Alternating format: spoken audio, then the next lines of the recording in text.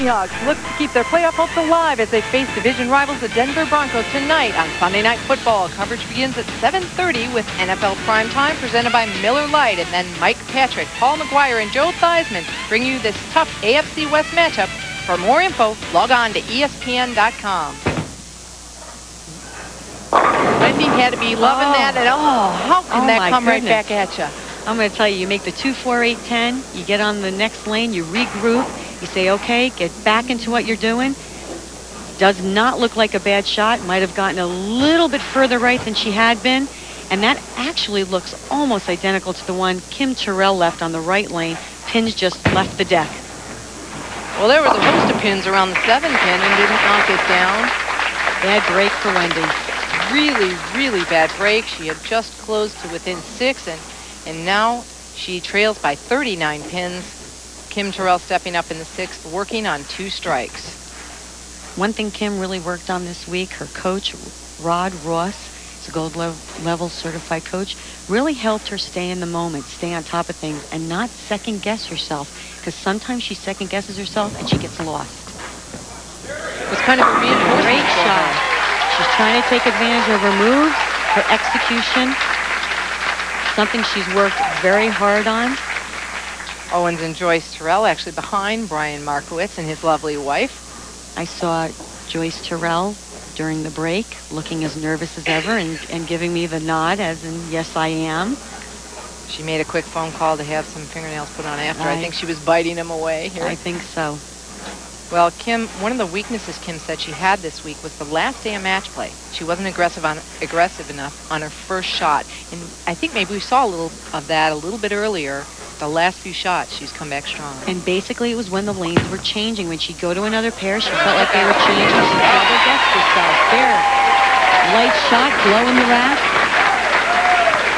Taking advantage of a good situation. That's what she needs to do. And let me tell you, with somebody like Wendy McPherson, when you're bowling for a championship against Wendy, you have to put pressure on her. I mean, you don't get 19 titles for anything. Now, I did say she looked like she lost that last shot. Actually, the last 2 shots. She's inserting some tape. Wendy, another one of our big field players. Like I said, she uses a lot of rosin on her hand, keeps her hand dry. The nerves set in, you shrink, you go down a little bit, need a little tape.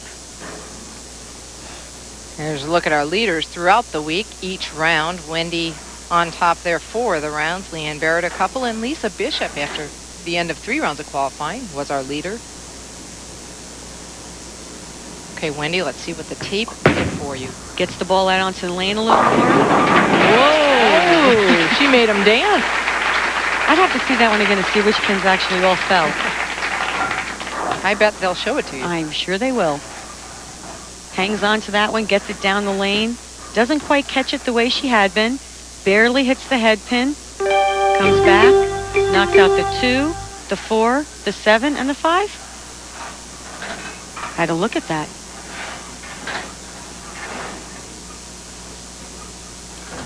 I was told it was the 8, not the 5. I apologize. It was just about half of the pins on the deck. Good break and a great shot after that.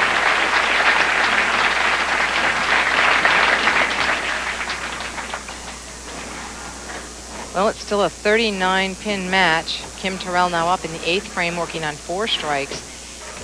And you can see the players, the athletes slowing down a bit here. You want to get up there and bowl, but I have to say, I mean, they've never been in this position before. They've never bowled for this much money. No, and I'm sure it sneaks into your mind every now and then. You just kind of got to put it in the right place. Another good shot. Now, she turned around and made a face. She got that one in. And that ball stayed on line, and she got a great result. And it's okay. You know what? You make a mistake, you better make the right one. Kim gives a lot of credit to her collegiate experience. She got a great education. She bowled in college for San Jose State, and she is the collegiate spokesperson. And I can't think of anybody who would be a better spokesperson for collegiate bowling than Kim. Well, this is a big shot for Kim Terrell. If she strikes here, she will not need to mark in the 10th frame. She'll just need some count. Gets it a little right. Shot. Gets a break, though. Doesn't leave the split. Leave something spareable.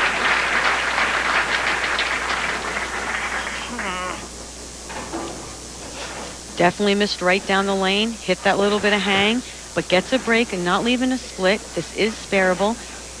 You know, she was on a 5-bagger. Your adrenaline's going. You might get a little quick. She converts the spare. She's in shape. Up that spare, and just a reminder to our viewers, coming up after this telecast, the NCAA Women's Soccer Championship. Stay tuned. If you're tuning in looking for that, it will be coming following the Women's Bowling U.S. Open Championship. Well, basically, we're in a situation here now where Wendy has to strike. Kim Terrell can strike out for 247. Wendy McPherson can strike out for 231. Basically forces Kim to mark in the 10th. Good shot by Wendy. It is not over yet, folks. I have seen Wendy McPherson step up for some very important things. One of them in the 10th frame at the Samsung Invitational, which basically locked up Bowler of the Decade for her. She struck when she needed it. She's a tough competitor under pressure. Don't expect anything but a shot in the pocket here from Wendy McPherson.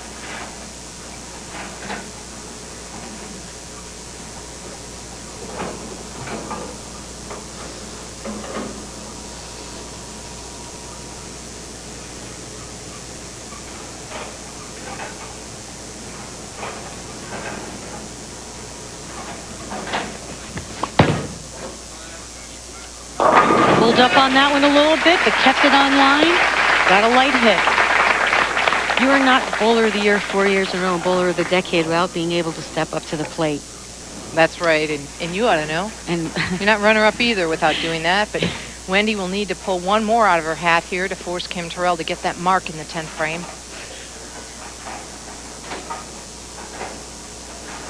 Wonder if she's thinking back to her first U.S. Open show many years ago. As an amateur. As an amateur, looking back. 18 years old. Wow. And the things she's done since. Gets it a little right. Leaves the 2-pin. Doesn't trip the 2. So with a spare here, Wendy McPherson will shoot 220.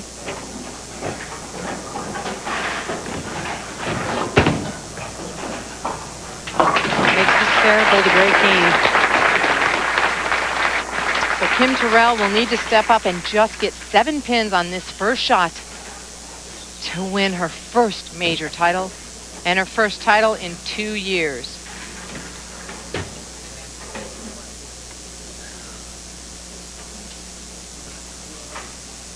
I'm nervous for her. Done a lot of hard work to get to this moment. Rolls up. That's it. That's enough. So Nightingales don't always finish last. Kim Terrell, a 3-time Robbie Award winner, grabs the largest paycheck in women's bowling history. Stay with us.